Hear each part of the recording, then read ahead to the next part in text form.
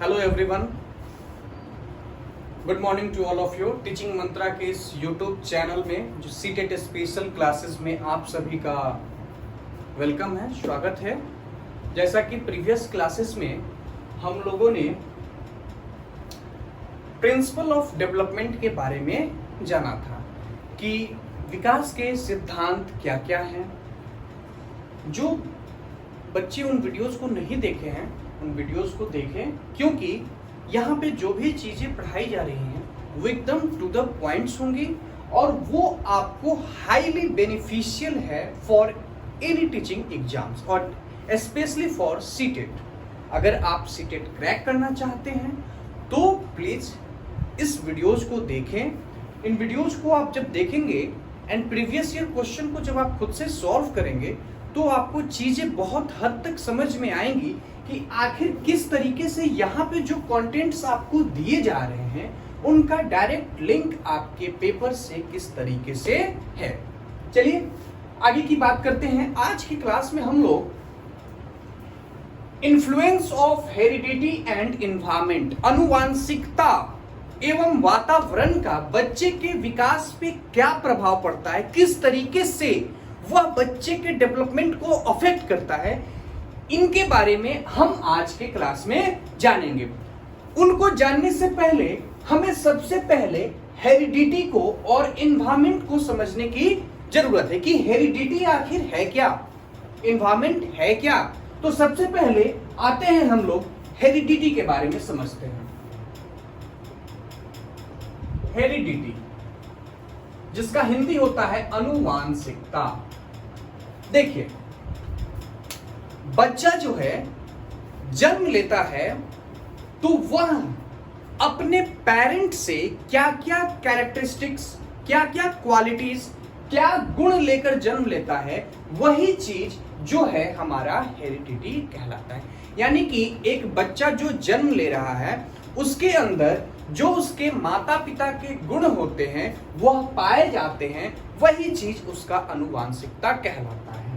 ठीक है, अब देखिए, यानी कि अगर हम लोग जनरली बात करें तो ये जो है चाइल्ड बॉर्न विथ,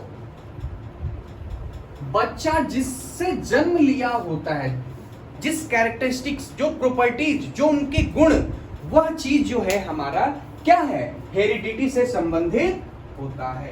यानी कि जितनी भी पेरेंट्स की क्वालिटीज हैं, उनका कैरेक्टरिस्टिक्स है, जो बच्चे के अंतर्गत पाया जाता है, वह चीज हमारा हेरिडिटी कहलाता है। इसको थोड़ा और डिटेल्स में जानते हैं कि क्या है। देखिए, जैसे कि मान लीजिए कि यह मेल है और यह फीमेल है। ठीक है, मेल एंड फीमेल। मेल से जो हमारा गैमेट सिक्रेट होता है इसे हम लोग स्पर्म कहते हैं, इसे हम लोग स्पर्म कहते हैं। जो फीमेल से गैमेट सिक्रेट होता है, जो हमारा फीमेल गैमेट होता है, इसको हम लोग ओवम कहते हैं। ठीक है, एंड जब इस स्पर्म एंड ओवम का फ्यूजन होता है, इसका जब फ्यूजन होता है तो यही जाइगोट बनाता है। क्या बनाता है? जाइगोट बनाता है। और इसी जाइगोट के बनने के बाद एम्ब्रियो का डेवलपमेंट होता है और यह एम्ब्रियो एक बच्चे को, एक बेबी को जन्म देता है। यानी कि जो हमारा प्रोसेस है, मेल और फीमेल जब उनके जो सेक्स गैमेट्स होते हैं वो स्पर्म एंड ओवम जब फ्यूज करते हैं वो जाइगोट का फॉर्मेशन करते हैं और वह जाइगोट से एम्ब्रियो का फॉर्मेशन होता है। एम्ब्रियो में, मां के एम्ब्रियो में ये 9 मंथ्स रहते हैं एंड देन आफ्टर 9 मंथ्स एक चाइल्ड का बर्थ होता है। यह एक प्रोसेस है। आइए जाइगोट के बारे में थोड़ा हम लोग जानते हैं।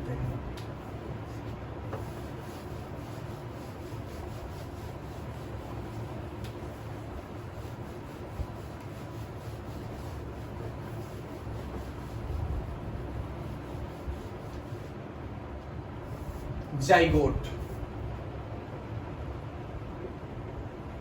जाइगोट। देखिए जाइगोट में अगर बात की जाए तो ये 46 क्रोमोजोम्स होते हैं। कितने क्रोमोजोम्स?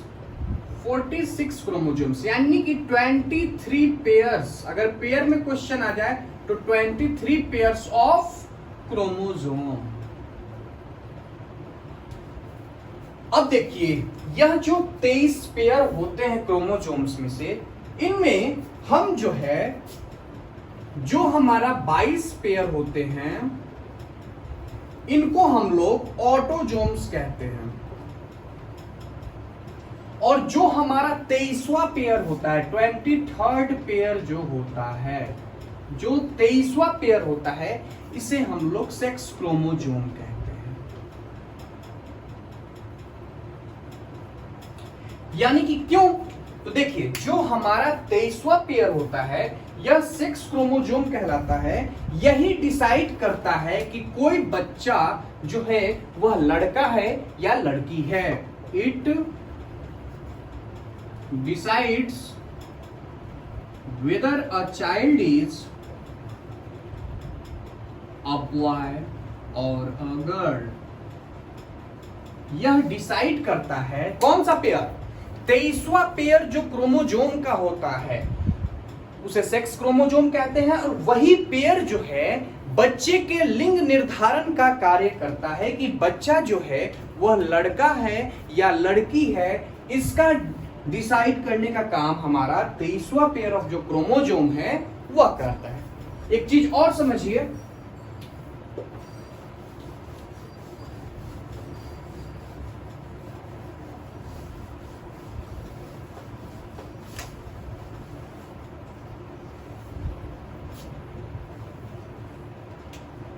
जो मेल होते हैं और जो फीमेल होते हैं, मेल के अंदर XX क्रोमोजोम पाया जाता है और फीमेल के अंदर XY क्रोमोजोम पाया जाता है। अब देखिए अगर मान लीजिए कि यहां से X स्पर्म आया और यहां से X आया, तो ये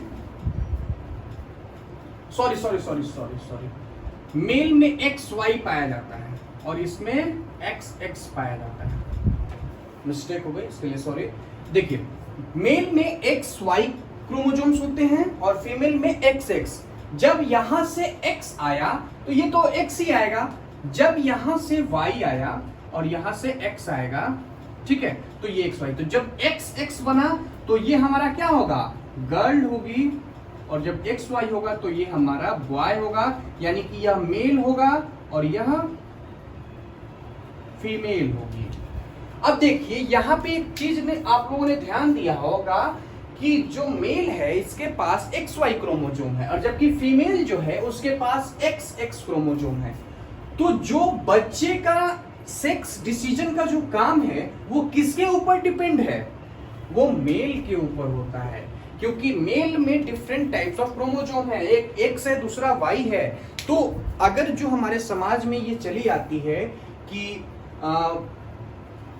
उसकी वाइफ को सिर्फ लड़की हो रही है, तो उसमें गलती उसके लेडी की नहीं होती है, वह उसके लिए जिम्मेवार रिस्पॉन्सिबल कौन है? वह मेल होता है। तो कोई भी फैमिली में लड़का हो रहा है या लड़की हो रहा है उसके लिए रिस्पॉन्सिबल मेल होता है, ना कि फीमेल होता है। यहां तक में चीजों को समझने में कोई दिक्कत? आगे आइए।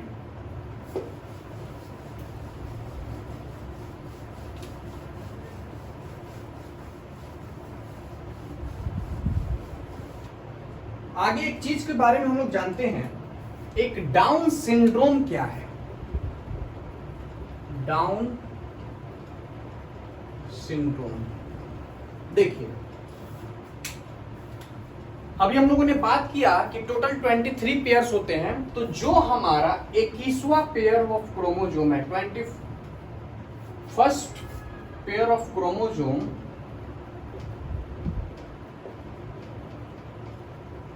इसमें कोई कमी आ जाए, इसमें कोई कमी आ जाए, कोई डिफेक्ट हो जाए, तो बच्चे को जो बीमारी होती है वह बीमारी हमारी डाउन सिंड्रोम कहलाती है। ठीक है, वह बीमारी हमारी क्या कहलाती है? डाउन सिंड्रोम कहलाती है। जैसे कि बच्चे का बूढ़ा दिखना, बच्चे का बूढ़ा दिखना कौन सा आएगा? वो हमारा डाउन सिंड्रोम के अंतर्गत आता है।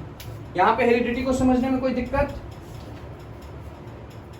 आइए आगे चलते हैं।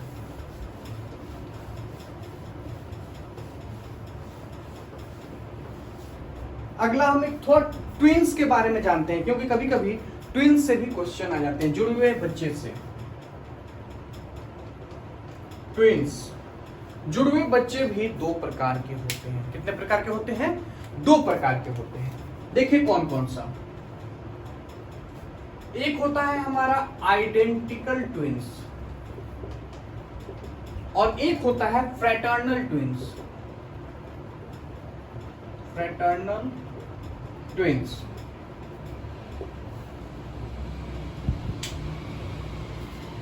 इसका दूसरा नाम मोनोजाइगोटिक होता है, मोनोजाइगोटिक, और इसका बाई जाइगोटिक। मोनो मीन्स क्या होता है? Mono means one, single. ठीक है, बाई मीन्स टू। तो जहां पे जो बच्चे हैं वहां पे एक ओवम से, मोनो मीन्स एक, जहां पे एक ओवम से बच्चे का फर्टिलाइजेशन हुआ है। ठीक है, तो एक ओवम से जब हमारा डेवलप होता है तो यह चीज जो है हमारा आइडेंटिकल ट्विंस होगा। यानी कि एक ओवम से जब फर्टिलाइजेशन की प्रोसेस हुई तो वो हमारा आइडेंटिकल ट्विंस हुआ। लेकिन जहां पे दो सेपरेट ओवम से फर्टिलाइजेशन की प्रोसेस होती है और जाइगोट का फॉर्मेशन होता है तो वो हमारा फ्रैटर्नल ट्विंस में होते हैं। अब देखिए, इसमें समझिए कि 90% केस में जो बच्चे होते हैं वो सेम सेक्स के होते हैं, और इसमें 50-50 होता है। एक मेल होगा तो दूसरा फीमेल होगा। लेकिन जो भी आइडेंटिकल ट्विंस हैं वो या तो दोनों लड़का होंगे, नहीं तो दोनों लड़की होंगे। लेकिन अगर फ्रैटर्नल ट्विंस की बात करें, या तो ये एक लड़का होगा या दूसरा लड़की होगी। इसमें 50-50 का रेशियो रहता है, जबकि यह 90% तक सेम जेंडर के होते हैं। इस तरीके से हेरिडिटी को हम लोगों ने समझा। कोई दिक्कत यहां तक नहीं? आगे आइए। अब हम लोग एनवायरमेंट के बारे में बात करते हैं।